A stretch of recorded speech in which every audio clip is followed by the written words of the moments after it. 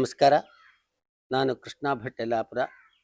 ಇವತ್ತು ಮೇ 7ನೇ ತಾರೀಕು ಗುರುವಾರ, ಷಷ್ಠಿ ತಿಥಿ. ಇವತ್ತು ಸದ್ಗುರುವಿನ ಆಶ್ರಯವನ್ನು ನಾವೆಲ್ಲರೂ ಪಡೆಯೋಣ, ಗುರುವನ್ನು ಸ್ಮರಿಸೋಣ. ರಾಯರ ಅನುಗ್ರಹ ಎಲ್ಲ ಆಸ್ತಿಕ ಭಕ್ತಾದಿಗಳಿಗೆ ಇರಲಿ ಅಂತ ನಾವು ಸದ್ಗುರುವಿನ ದಿವ್ಯ ಚರಣದಲ್ಲಿ ಪ್ರಾರ್ಥಿಸ್ತೇವೆ.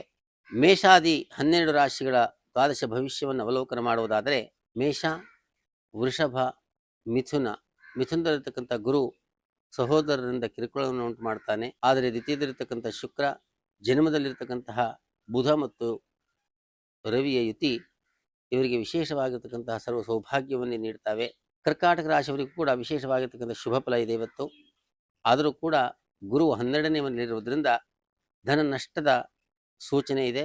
ವ್ಯವಹಾರದಲ್ಲಿ ಎಚ್ಚರಿಕೆಯಿಂದಿರಬೇಕು. ಸಿಂಹರಾಶಿಯವರಿಗೂ ಕೂಡ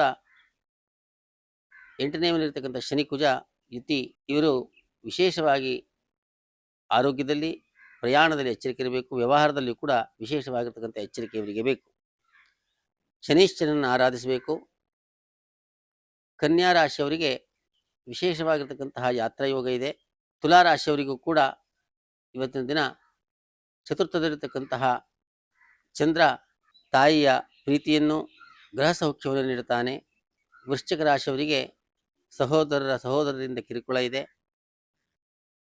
ಧನುರಾಶಿಯವರಿಗೆ ದ್ವಿತೀಯದಲ್ಲಿರ್ತಕ್ಕಂಥ ಚಂದ್ರ ವಿಶೇಷವಾಗಿರ್ತಕ್ಕಂಥ ಧನಲಾಭವನ್ನು ಉಂಟು ಮಾಡ್ತಾನೆ. ಎಲ್ಲರೊಂದಿಗೆ ಪ್ರೀತಿಯಿಂದ ಅವರು ಇವತ್ತಿನ ದಿನ ಸೌಖ್ಯವನ್ನು ಕಳೀತಾರೆ. ಮಕರ ರಾಶಿಯವರಿಗೂ ಕೂಡ ಮೃಷ್ಟಾನ್ನ ಭೋಜನದ ಪ್ರಾಪ್ತಿ ಇದೆ.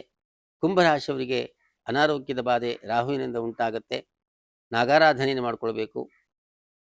ಮೀನರಾಶಿಯವರಿಗೆ ಪುನಃ ನಾವು ಹೇಳ್ತಾ ಇದ್ದೇವೆ, 7.5 ಶನಿಯ ಪ್ರಭಾವ ತೀವ್ರವಾಗಿರುತ್ತೆ. ಆದರೆ 11ನೇ ಮನೆಯಲ್ಲಿರ್ತಕ್ಕಂಥ ಚಂದ್ರ ಇವರಿಗೆ ಇವತ್ತಿನ ದಿನ ವಿಶೇಷವಾಗಿ ಮನೋಲ್ಲಾಸವನ್ನು ಉಂಟು ಮಾಡ್ತಾನೆ. ಎಲ್ಲ ರಾಶಿಯವರಿಗೂ ಕೂಡ ಇವತ್ತು ನವಗ್ರಹಗಳು ಶುಭ ಫಲವನ್ನು ನೀಡಲಿ ಅಂತ ನವಗ್ರಹಗಳಲ್ಲಿ ಪ್ರಾರ್ಥಿಸ್ತೇವೆ. ಸ್ವಸ್ತಿ. ಪ್ರಪಂಚ ಪರ್ಯಟನೆ